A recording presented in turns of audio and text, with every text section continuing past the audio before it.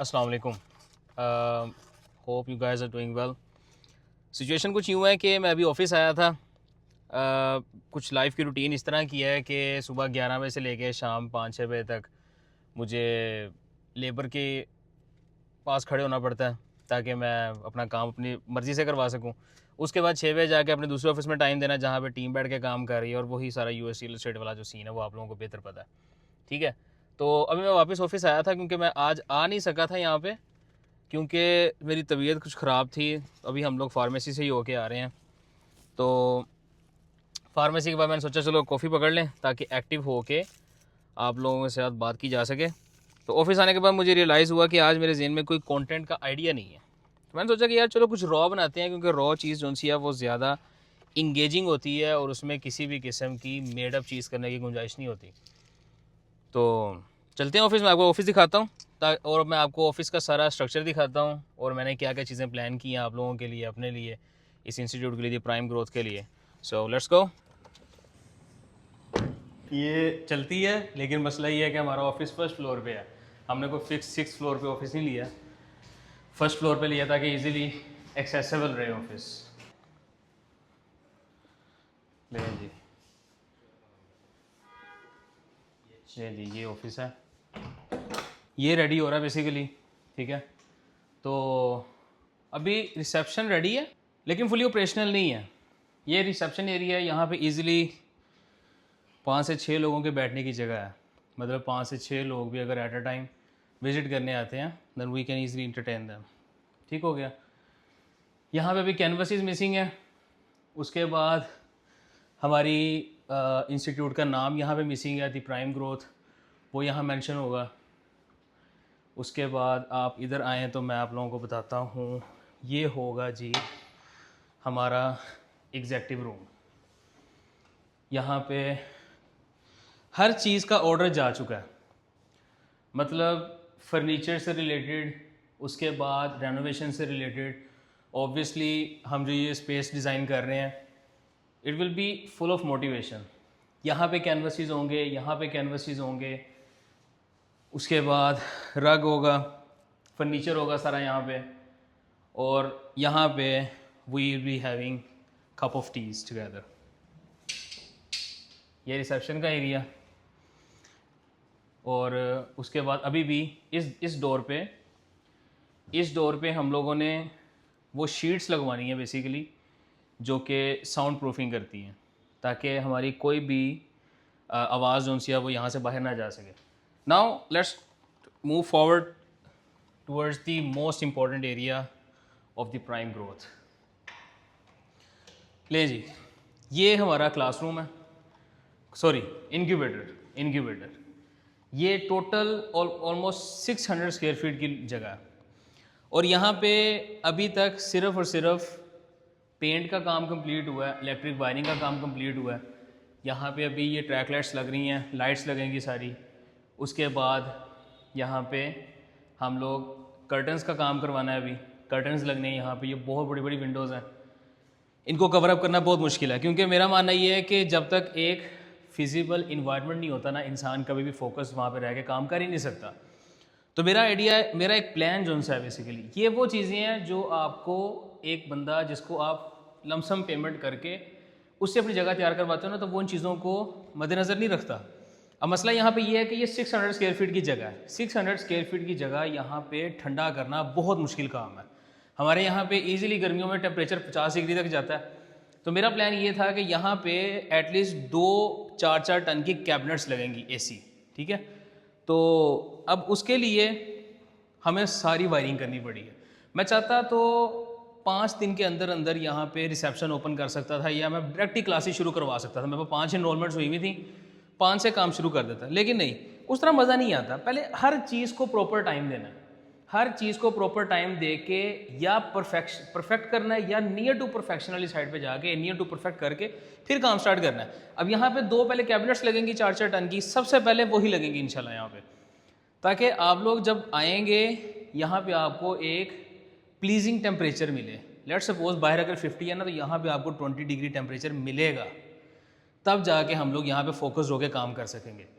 मैंने जब से खुद काम शुरू किया ना, तब से इस चीज़ के ऊपर कभी कॉम्प्रोमाइज़ नहीं किया। आप एक छोटी सी चीज़ के ऊपर कॉम्प्रोमाइज़ करते हो ना, वो चीज़ एक टिकटिकी की तरह ना आपके जहन में लग जाती है, वो आपको फिर काम नहीं कभी करने देती। यहाँ पे 2 कैबिनेट्स लगेंगे। उसके बाद जो दूसरा मेरा सबसे इंपॉर्टेंट आइडिया था वो ये था कि मैं 600 स्क्वायर फीट की जगह काफ़ी बड़ी होती है, आपको शायद वीडियो में नज़र ना आ रहा हो, लेकिन यहाँ पे ऐसे नहीं होगा कि जिस तरह यूनिवर्सिटीज़ में या बाकी हमारे सोसाइटी के अंदर जो स्किल सिखाने वाले इंस्टीट्यूट वगैरह चल रहे हैं, वहाँ पर उन्होंने एक एक क्लास एक एक चेयर रखी हुई है। आप एक सिंपल एक बंदा बैठ सकता है और बैठ के वो वहाँ पे सीख सकता है। तो यहाँ पे द प्राइम ग्रोथ में हर बंदे की एक स्पेसिफिक डेडिकेटेड प्लेस होगी, डेडिकेटेड स्पेस होगी, वहाँ पे उसका अपना टेबल होगा, उसकी अपनी चेयर होगी। तो मीन्स टू से कि यहाँ पे सिर्फ और सिर्फ 20 चेयर्स और 20 टेबल्स लगेंगी। 20 चेयर्स और 20 टेबल्स मतलब सारे इश्यूज ख़त्म। कोई लड़की आ रही है, अबाए में आ रही है, डजेंट मैटर फॉर हर कि उसने किसी लड़के के साथ बैठना है या नहीं बैठना, आपकी अपनी प्राइवेट स्पेस है। आप आए, बैठें, काम करें, काम सीखें। जो इशू आता है आप अपने आप के साथ बैठ के काम कर रहे हैं यहाँ पे, और दूसरा बंदा आपके लिए जो कंसीडरेबल वो मैं हूँ यहाँ पे, ठीक है। तो किसी भी किस्म का कोई इशू पीछे रह नहीं जाता। तीसरी चीज़, कर्टन्स आएंगे, ये वॉल्स जो सी हैं ये सारी की सारी कवर अप होंगी। यहाँ पे कैनवसेस लगेंगे, सामने फ्रंट पे हमारी एजेंसी का नाम, हमारी वर्किंग स्पेस का नाम लिखा जाएगा। यहाँ पे एक छोटा सा टेबल मेरा होगा जिसके बाद मैं बैठ के आप लोगों को बताऊंगा। हम डिसाइड कर लेंगे कि हम लोगों ने यहाँ प्रोजेक्टर लगाना है या फिर एलसीडी लगानी है। अगर एलसीडी से काम चल गया तो ठीक है, नहीं तो फिर हम प्रोजेक्टर लगा लेंगे यहाँ पे। बाकी ये एक एरिया है, ये तकरीबन हमारे पास इस टाइम कोई 80 स्क्वायर फीट का, 80 to 90 स्क्वायर फीट का एरिया। इसका मुझे भी कंफर्म नहीं है कि हम क्या करेंगे। मोस्ट प्रोबेबली रिसेप्शन जोन सी है वो आप लोगों के लिए ऑलमोस्ट 24/7 कह रहा हूँ, 7 डेज अ वीक चलनी है। तो मोस्ट प्रोबेबली हम लोग या तो इसको एक छोटा सा कॉन्फ्रेंस हॉल बनाएंगे या फिर इसको हम प्रेयर रूम बना सकते हैं। अब आप लोग सजेशंस दो, क्योंकि ये area it's more than enough to place 20 seats and 20 tables for 20 people, ठीक है। ये एरिया हमारे पास एक्स्ट्रा है। इस एरिया को हम किस तरह से यूटिलाइज कर सकते हैं, आप लोग बताओ। मेरे पास तो 2 इस चीज़ें हैं, या इसको प्रेयर रूम बनाया जा सकता है या फिर हम इसको एक कॉन्फ्रेंस रूम बना सकते हैं। तो ये सारा सीन है। अब यहाँ पे मैं आपको डेली बेसिस पे अपडेट देता रहूँगा कि डेली बेसिस पे किस तरह की वर्किंग हो रही है। अभी भी काफ़ी सामान यहाँ पड़ा हुआ है, अभी काफ़ी यहाँ से सफाई का काम ख़त्म करवाया। जो पिछले 15-20 दिन की मैं बात कर रहा था, वहाँ वो उस टाइम पे यहाँ पे खड़े होना मुश्किल था, क्योंकि एक तो गर्मी बहुत ज़्यादा थी, दूसरा ये कि मुसलसल लेबर काम कर रही थी, और जिस वक्त पेंट का और कंस्ट्रक्शन से रिलेटेड काम चल रहा होता है वहाँ पे सांस लेना भी मुश्किल होता है काम इंसान का। तो मैं और ऐसा कोई भी लड़का जो अपनी लाइफ में मुसलसल आगे बढ़ा ना ब्रो, हम लोग बीमार होना अफोर्ड कर ही नहीं सकते, ठीक है। हमारे बीमार होने का मतलब है कि हमारी 1 दिन या 2 दिन की वर्किंग ख़त्म, और हम लोगों को वो चीज़ कम से कम 2 से 3 महीने पीछे फेंक देगी। तो ये चीज़ बड़ी इंपॉर्टेंट है, अपनी सेहत का ख्याल रखें लाजमी। अब हम लोग रिसेप्शन वापस चलते हैं, क्योंकि वहाँ पे AC इंस्टॉल हो चुका है और वहाँ पे we can easily stand and talk to each other, ठीक है। अच्छा, अब ये रीज़न थी जिसकी वजह से मैंने 1 महीने का टाइम लिया कि बेसिकली ना पाकिस्तान में ना आप कोई भी काम अगर शुरू करते हैं ना, तो आपको काम शुरू करना आपके हाथ में है, काम ख़त्म करना आपके हाथ में नहीं है। अब मैं आपको एक छोटी सी मिसाल देता हूँ इस चीज़ की कि मैंने एक पूरा महीना इस चीज़ के लिए क्यों लिया, कि हम लोग तकरीबन 1 महीने का टाइम मैंने आपको दिया कि हम उसके बाद क्लासेस स्टार्ट करेंगे। इसकी रीज़न सबसे बड़ी पता क्या थी, हर चीज़ यहाँ पे अनप्रेडिक्टेबल है। एक छोटा सा इशू हमारे 10 दिन ले गया। वो इशू पता क्या था, हम लोगों ने सोचा कि यार 600 स्क्वायर फीट का एरिया यहाँ पे, तो यहाँ पे 2 कैबिनेट्स 4-4 टन की लगेंगी तो बात बनेगी। हमने टेम्परेचर कंट्रोल करना है, हमने रूम ठंडा नहीं करना। टेम्परेचर कंट्रोल करने में रूम ठंडा करने में बड़ा फ़र्क होता है, ठीक है। तो अब पता चला कि जो 4-4 टन की कैबिनेट्स हैं ना, वो चलती हैं 3 फेज़ मीटर पे, और पाकिस्तान में तो ऑब्वियसली यहाँ पे प्लाजे हैं ही नहीं बड़े, ठीक है। जो बड़े प्लाजे हैं वहाँ पे हर अपार्टमेंट की हर पोर्शन का अलग से मीटर है। अब अलग से मीटर है सिंगल फेज़ को पहले 3 फेज़ में कन्वर्ट कराना है, फिर 3 फेज़ की वायरिंग सारी करवानी है। ये चीज़ मीटर तो हमारा अभी मेरे ख्याल से कल लगना है, कल जाके हमारा मीटर 3 फेज़ मीटर पे कन्वर्ट होना है। हमने जो वायरिंग करवाई है सारी, वो वायरिंग हमारी एक तैयार अपार्टमेंट एक पोर्शन के अंदर हमारे 10 दिन लेगी। हर चीज़ को खोलना है, वहाँ पे 2 सेपरेट वायर्स इन्होंने कनेक्ट करनी है, और उसके बाद हमारी लेबर इतनी को कमाल है भाई कि आपको बताया नहीं जा सकता।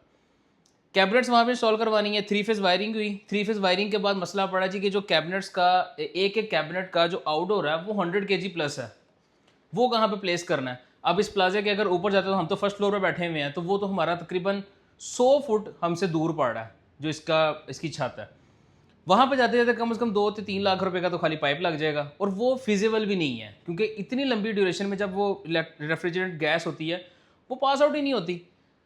फिर ये इशू बना, इसको सॉल्व करते करते हमें 3-4 दिन लग गए। तो बताने का मकसद सिर्फ इतना सा है कि यार बहुत अनप्रेडिक्टेबल चीज़ें हैं। जब भी अपने लाइफ में कुछ करने का सोचो ना, हर चीज़ के लिए ज़हनी तौर पे प्रिपेयर रहो। यही वो माइंडसेट है जो कहता है कि जी नेवर गिव अप। आपका ज़हन नेवर गिव अप माइंडसेट के ऊपर होगा तो ही तुम काम कर सकोगे, वरना तुम काम नहीं कर सकोगे। वो वरना होता है क्या है, मैं ऑफिस लेता, मैं किसी बंदे को बुलाता, उसे कहता जी कि ये पकड़ें जी 5 से 6 मिलियन जितना वो मुझे कोट करता है, मैं उसको उतनी पेमेंट करता, 10 दिन के अंदर अंदर मेरा ऑफिस तैयार। लेकिन उस ऑफिस में हम लोग टेम्परेचर कंट्रोल नहीं कर सकते थे। उन्होंने सारे शीशे की पार्टीशंस कर देनी थी। शीशे की पार्टीशन लकड़ी की पार्टीशन से बहुत सस्ती है। सस्ती से मुराद वो बहुत चीप है क्योंकि उसकी मेंटेनेंस ही कोई नहीं है। मेंटेनेंस कोई नहीं, उन्होंने लाना शीशा और ला के खड़ा कर देना। आप अपने ऑफिस को, अपनी वर्क स्पेस को, जहाँ पे आपने अपने घर से ज़्यादा टाइम स्पेंड करना है, उसको एक थीम ही नहीं दे सकते। तो ये सारी रीज़न है जिसकी वजह से ना मैंने अभी भी 1 महीने का टाइम लिया है, क्योंकि मुझे नहीं पता आगे क्या क्या चैलेंजेस मेरा इंतजार कर रहे हैं इस स्पेस को बनाने में। ऑब्वियसली बात है, जिस चीज़ को स्टार्ट करते हुए जितने ज़्यादा इश्यूज आपके सामने आते हैं ना, वो चीज़ उतना लॉन्ग रन चलती है।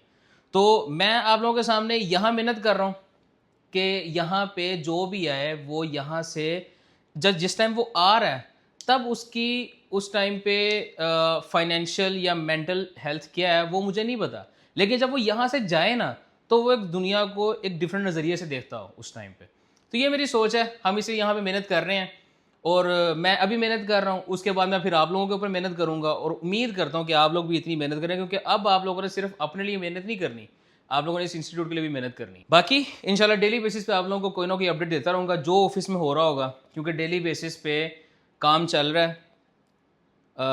और जो जो डेली अपडेट्स होंगी वो मैं आप लोगों को एक छोटे से व्लॉग की सूरत में मैं आप लोगों तक पहुँचाता रहूँगा। Thank you.